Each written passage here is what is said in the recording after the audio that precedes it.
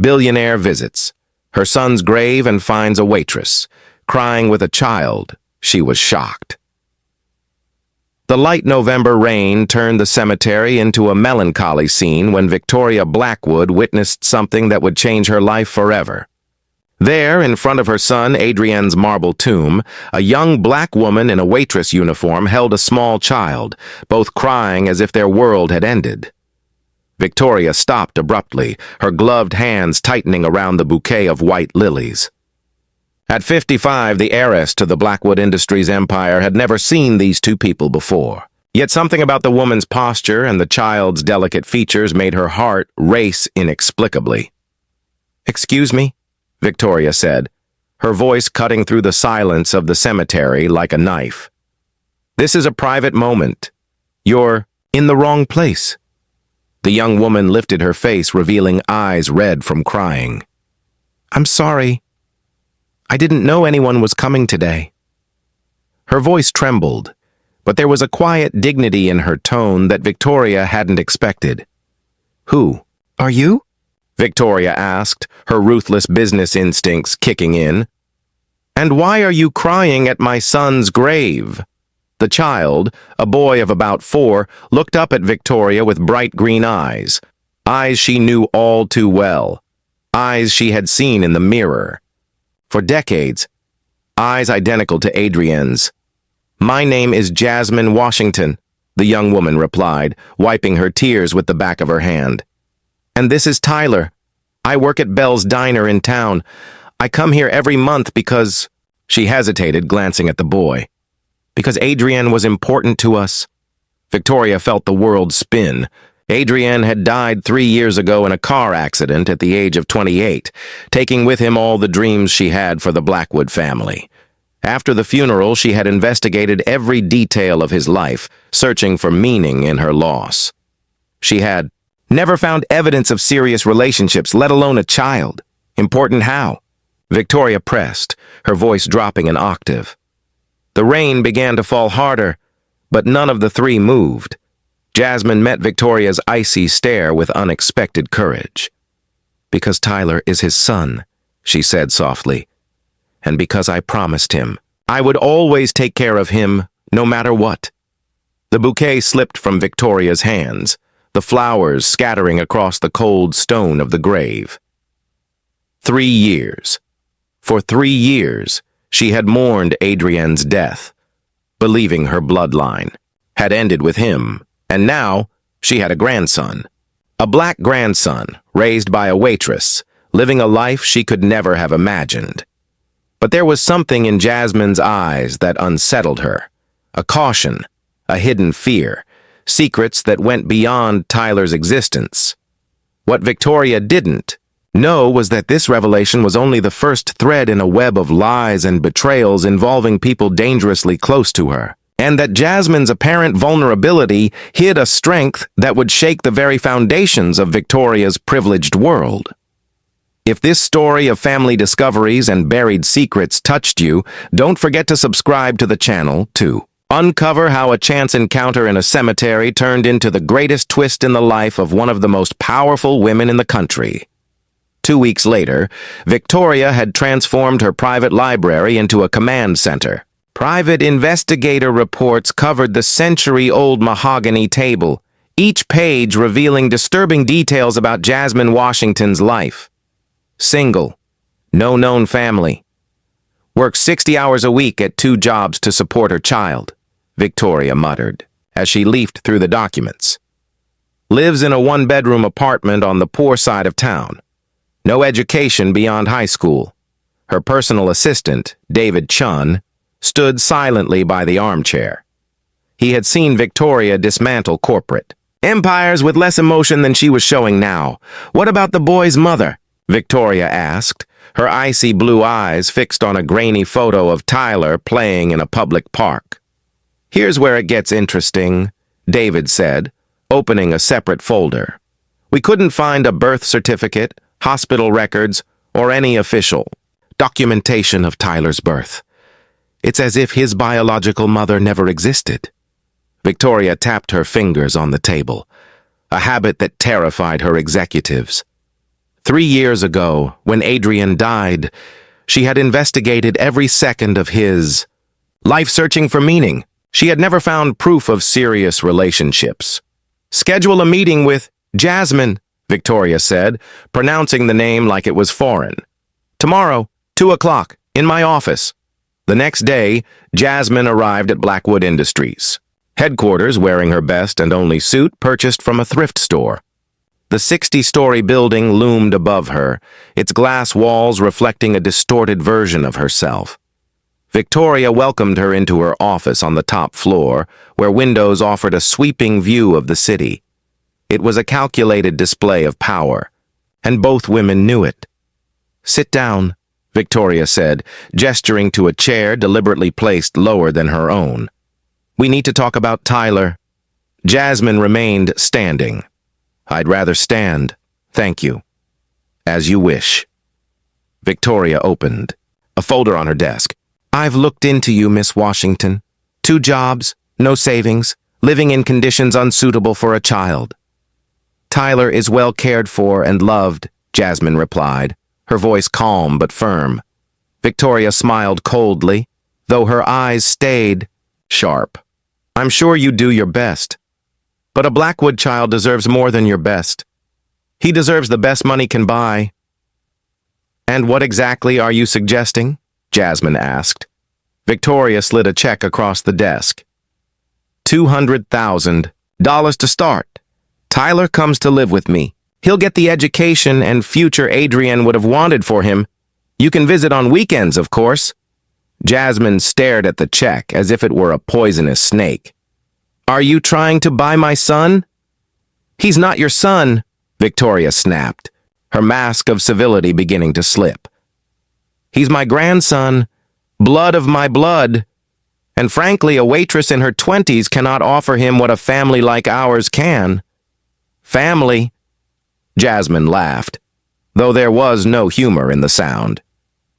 "Victoria May, I call you that? You want to talk about family? Tyler has called me mom for 3 years. I wake up with him in the middle of the night when he has nightmares. I teach him math at the kitchen table. I read him bedtime stories. That's family." Victoria rose to her full height, towering over Jasmine. "Noble sentiments, but reality is harsh. You work yourself to exhaustion just to pay rent that probably eats up half your income. Tyler deserves private schools, trips around the world, opportunities you can never give him. And he deserves unconditional love." Jasmine shot back, her voice steady. "Something you clearly didn't give your own son." The silence that followed was deafening. Victoria felt as if she had been slapped. "How dare you?" she hissed. "Adrian told me about you," Jasmine continued, her voice low but cutting.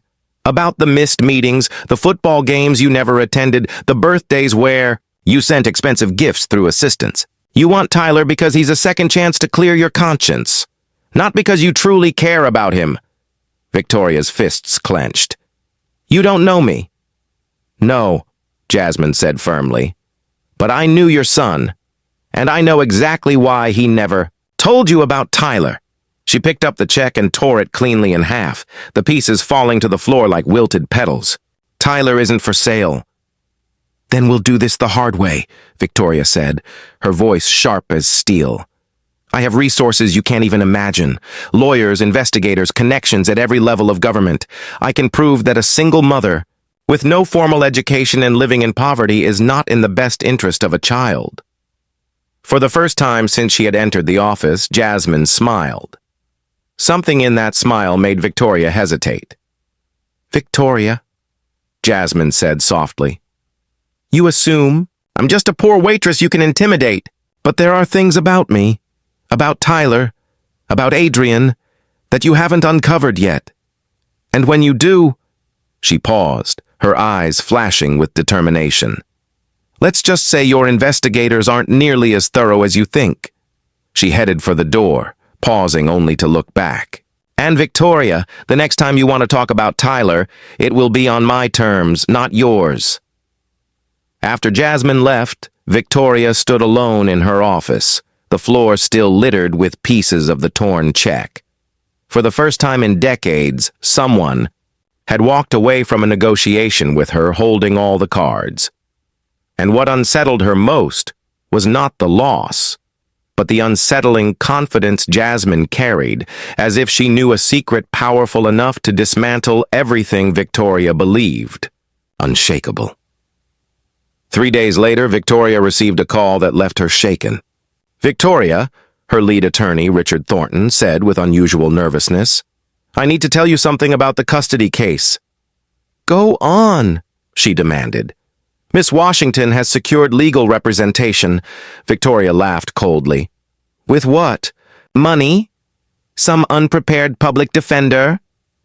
"Actually," Richard hesitated, "it's Morrison, Caldwell, and Pierce."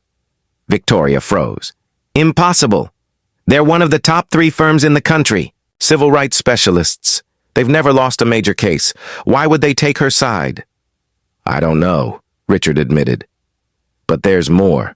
They've already filed a preventive petition claiming that any attempt to forcibly remove the child would constitute legal kidnapping based on socioeconomic discrimination." Victoria slammed the phone down so hard the receiver cracked. Jasmine had played her first card, and it was far more powerful than Victoria could have imagined. Meanwhile, in Jasmine's modest apartment, a very different meeting was taking place. The room was filled with people Victoria would never expect to see there. Dr. Michael Chun, a professor of law at Columbia University, investigative journalist, Amanda Torres, famous for exposing corporate corruption, and at the center, an elegant woman in her 50s, whom Jasmine greeted with warmth and respect. "Aunt Helen, thank you for coming," Jasmine said, embracing her. "I know the flight from Chicago was long." Helen Washington smiled, her sharp eyes filled with the same fire Jasmine had shown in Victoria's office. "When you called and told me the time had finally come, I canceled everything. We've been preparing for this moment for 3 years." Tyler played quietly on the floor, oblivious to the weight of the conversation. Dr. Chun opened a thick folder filled with documents and photographs. "Jasmine, are you certain you want to proceed? Once we start, there's no turning back. Victoria Blackwood has immense power, and she will use all of it against you." Jasmine's voice was calm but resolute. "I've been preparing for this for 3 years. Every night class I took, every law book I studied, every connection I built, it's all been for this.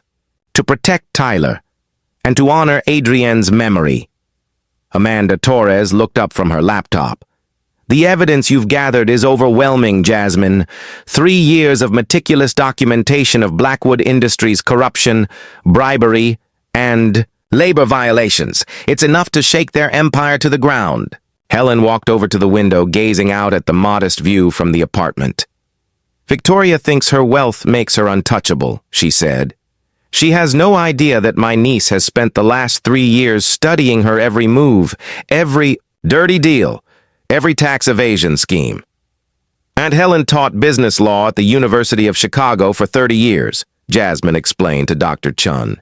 "She's the one who taught me that knowledge is the only weapon they can't buy or steal from you." Jasmine's phone rang. It was Victoria, her voice sharp with fury. "What game are you playing?" Victoria shouted. "Morrison, Caldwell, and Pierce? How does a waitress get lawyers of that caliber?" Jasmine placed the phone on speaker, letting everyone hear. "Victoria, I warned you there were things about me you hadn't discovered yet. I don't care what tricks you're using. Tyler is my grandson, and I have unlimited resources to get what I want." "Unlimited resources?" Jasmine glanced at her allies and smiled. "Victoria, you assume money is the only kind of power. But what if I told you there's something far more powerful? And what would that be?" "The truth." Victoria laughed bitterly. "Truth doesn't pay for expensive lawyers." "You're right," Jasmine said evenly. "But the truth about your illegal business dealings, how you built your empire on fraudulent contracts and systematic bribery, that truth is worth more than money to the right people." The silence on the other end was deafening. "You're bluffing," Victoria finally muttered, but her confidence was gone. "Amanda Torres from the Metropolitan newspaper would like to speak with you," Jasmine replied, handing the phone to The reporter. "Good afternoon, Miss Blackwood," Amanda said professionally. "I'm finishing an investigative series on corporate corruption. I'd like to give you the opportunity to comment on the allegations we've documented." Victoria hung up instantly. Helen smiled, proud of her niece. "Jasmine, you've learned—" "Well, never attack head-on when you can flank." Dr. Chun closed his briefcase. "Our legal strategy is strong. Precedent shows that attempts to remove children based solely on socioeconomic status have been deemed discriminatory. And I have 3 years of research on every dirty deal Victoria has ever made," Amanda added. "Contracts with Shell, companies, suspicious payments to officials, covered-up environmental violations, enough to destroy any reputation." Jasmine picked up Tyler, the boy smiling innocently at the adults. "What Victoria doesn't understand is that I'm not just fighting for Tyler. I'm fighting against a system that believes money buys everything, including the right to destroy families." Helen placed a hand on Jasmine's shoulder. "Your mother would be proud. She always said education was the one inheritance no one could ever take from you." "Aunt Helen raised me after my parents died," Jasmine explained softly. "She taught me it doesn't matter where you come from, but where you're going. And that sometimes, to protect what you love, you have to be willing to go to war." The phone rang again. This time it was Victoria's lawyer. "Miss Washington, my client would like to propose a settlement. $500,000 in supervised visits." Jasmine looked at her allies, who all shook their heads. "Mr. Thornton, tell your client that Tyler is not for sale at any price. And tell her she has 48 hours to withdraw her legal threats. Or on Monday morning, the Metropolitan Journal will publish a full series on Blackwood Industries' questionable practices. I'm sure the IRS will also be interested in certain documents we've obtained." After hanging up, Amanda smiled. "Jasmine, are you ready for this? Once we publish, Victoria will use every weapon she has against you." Jasmine looked down at Tyler, now asleep in her arms. "I've lived 3 years knowing this day would come. Victoria thinks her wealth makes her invincible, but she's never faced someone who's had time to prepare." Dr. Chun gathered his papers. "The petition will be filed tomorrow. The law and the truth are on our side." Helen kissed Jasmine's forehead. "Remember, daughter, they may have the money, but we have the truth." That night, while Tyler slept, Jasmine opened a trunk in her room. Inside were diplomas from night law school, certificates from management programs, letters of recommendation from respected professors, and at the bottom, a photograph of her with Adrian and a young woman with fair skin. The photograph Victoria had never seen. The photograph that revealed not only who Tyler's mother was, but why Jasmine had prepared so meticulously for this confrontation.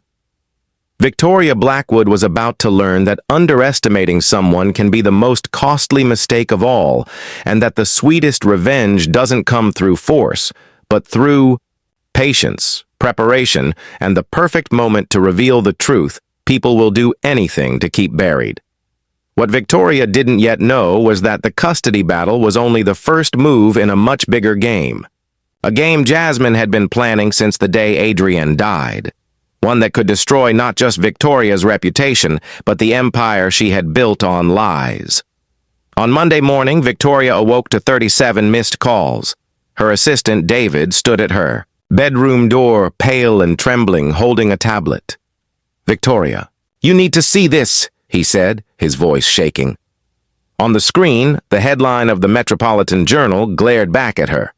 "Empire built on corruption, leaked documents revealed decades of crimes at Blackwood Industries." Victoria's knees buckled. Below the headline were dozens of scanned documents, fraudulent contracts, illegal payments to politicians, money laundering schemes. For the first time in her life, Victoria Blackwood felt powerless. Each page was a death sentence for her reputation. "How did they get this?" Victoria whispered, scrolling through the article. There were photographs of secret meetings she was certain no one had documented. Recordings of conversations that should have been private.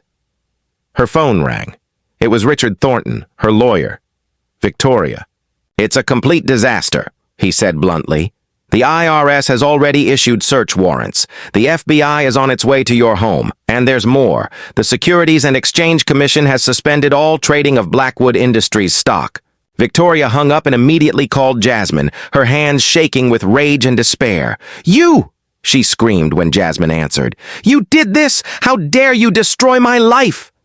"Good morning, Victoria," Jasmine replied, her voice calm as a Sunday morning. "I imagine you've read the news. I'll destroy you. I'll use every resource I have." "What resources?" Jasmine interrupted softly. "Because from what I'm seeing here on the news, your bank accounts were frozen 15 minutes ago." Victoria rushed to her computer, frantically typing. "Passwords into banking websites. Access denied. Access denied. Access denied. This is impossible," she muttered. "Victoria, there's something my investigators didn't mention," Jasmine continued. "Amanda Torres doesn't work alone. She has a team specializing in financial crimes. Every document you've fraudulently signed in the last 20 years has been tracked." The television in the living room showed reporters outside the Blackwood Industries building. Employees were leaving with boxes in their hands, their careers destroyed in a single morning.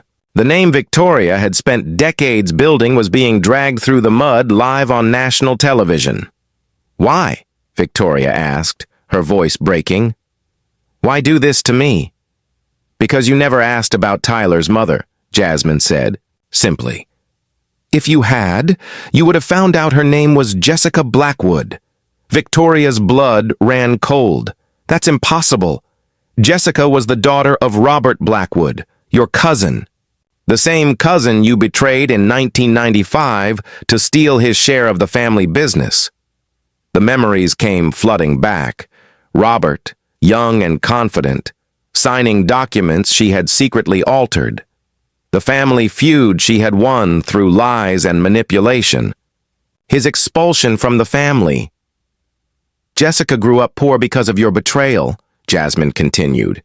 "She met Adrian in college. They fell in love, but she was afraid to tell him who she really was, knowing you would drive her away, just like you did her father." Victoria vaguely remembered Robert mentioning a daughter before vanishing from their lives. "When Jessica died in childbirth, Adrian came to me in desperation.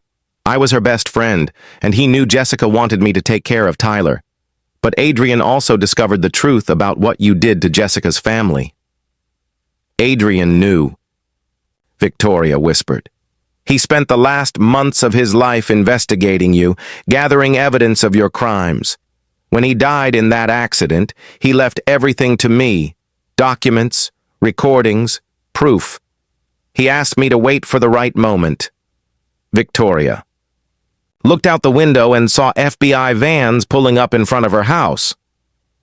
"The accident?" she began. "It wasn't an accident," Jasmine said calmly. "Adrian uncovered a money laundering scheme involving dangerous people you hired to take care of problems. They killed your own son, Victoria." The revelation hit Victoria like a bullet. Adrian had died because of her greed. She had killed her own son without even pulling the trigger. "Tyler is the last legitimate Blackwood," Jasmine continued. "Jessica was the rightful heir to a fortune you stole. And now, with your accounts frozen and your company confiscated, Tyler finally has what was always his." Victoria heard heavy footsteps thundering up the stairs. Authoritative voices shouted, "FBI, you?" "Planned this for 3 years," Victoria whispered, finally grasping the magnitude of it all. "Adrian taught me that patience is the key to revenge," Jasmine replied. "Every document I collected, every course I took, every contact I cultivated, it was all for this moment." The door burst open. Federal agents swarmed inside with arrest warrants. "Victoria Blackwood, you're under arrest for tax fraud, money laundering, and conspiracy." As the cold steel of the handcuffs clicked around her wrists, Victoria heard Jasmine's voice one last time. "Tyler will grow up knowing the truth about his family. He'll know that justice, even when slow, always comes." Television cameras captured Victoria being led away, her downfall broadcast live to millions. The empire she had built on lies crumbled in mere hours. That afternoon, Jasmine sat in the park with Tyler, watching him laugh on the playground. Her phone rang. It was Helen. "Daughter, I saw the news. How do you feel?" "Like Adrian can. Finally rest in peace," Jasmine replied softly, watching Tyler slide down with joy. "And Tyler will grow up knowing his family fought for justice, not revenge." What Victoria had discovered too late was that Jasmine wasn't just a determined waitress. She was the guardian of a stolen legacy, a woman who had turned 3 years of quiet preparation into the most perfect execution of justice the courts had ever seen. 2 years later, Millbrook Women's State Prison was a very different place from the penthouse Victoria once commanded. Dressed in an orange jumpsuit, she worked in the laundry for $2.50 an hour, an irony not lost on anyone. "Blackwood, you have a visitor," the guard announced. Expecting her lawyer or a journalist, Victoria walked into the visiting room. Instead, she found Jasmine, elegantly dressed in a navy blue suit worth more than Victoria could earn in 6 months. "I've come with news," Jasmine said confidently. "Tyler has just been accepted into Phillips Academy, the same school Adrian attended. Full scholarship." For the first time in years, Victoria felt something unfamiliar, a twinge of pride. "Why are you telling me this?" Victoria asked. "Because you're his grandmother," Jasmine replied, "and because Tyler asked me if bad people can become good." Jasmine paused before continuing. "I told him it depends on whether they truly want to change." She opened a folder containing photographs of Tyler, smiling proudly in his school uniform. "He's learning the violin, just like his father. His teacher says he's a natural." Victoria's voice cracked. "How can you afford all this?" Jasmine smiled with quiet satisfaction. "The fortune you stole from Jessica's family was returned by the courts. Tyler is now the rightful heir to the entire Blackwood estate. Ironic, isn't it?" Victoria closed her eyes. "And you? What did you get out of all this?" "I got the chance to give Tyler what you never gave Adrian. A family that puts love above money," Jasmine said firmly as she stood up. "And the peace of knowing that Jessica and Adrian can finally rest." "Tyler," Victoria whispered. "Is he happy?" "He's loved," Jasmine replied softly. "And that's all that ever mattered." Meanwhile, Tyler ran through the garden of his new Connecticut home, a warm and welcoming property overlooking the lake. Jasmine watched from the porch, a framed MBA degree hanging proudly behind her. "Mom, can I play the violin for you?" Tyler shouted, running toward the house. "Of course, my love," Jasmine answered, her heart swelling as she thought of how proud Adrian would have been. Helen Washington visited often, sharing family stories that Tyler carried with pride. "Helen taught me something important," Jasmine once explained to Tyler. "The best revenge isn't destroying your enemies. It's building something so beautiful that they regret not being part of it." Tyler would grow up knowing that his family had fought for dignity, not revenge. That even when the world feels unfair, there is always a way to rewrite the narrative. Victoria had tried to buy a grandson, but she learned the hard way that family cannot be purchased. It must be built through love and presence. She lost everything, because she confused power with value and money with dignity. Jasmine's real victory was not destroying Victoria. It was creating a future where Tyler would never repeat the mistakes of the past. A future where a child would grow up knowing that identity is not defined by skin color or wealth, but by strength of character. Victoria had tried to use her money to steal Tyler. But she discovered that true love is priceless. Jasmine proved that persistence and intelligence will always triumph over arrogance and prejudice. Have you ever faced someone who tried to diminish your dreams because of where you come from? Share your story in the comments, and don't forget to subscribe for more stories that prove true. Family is built with love, not money.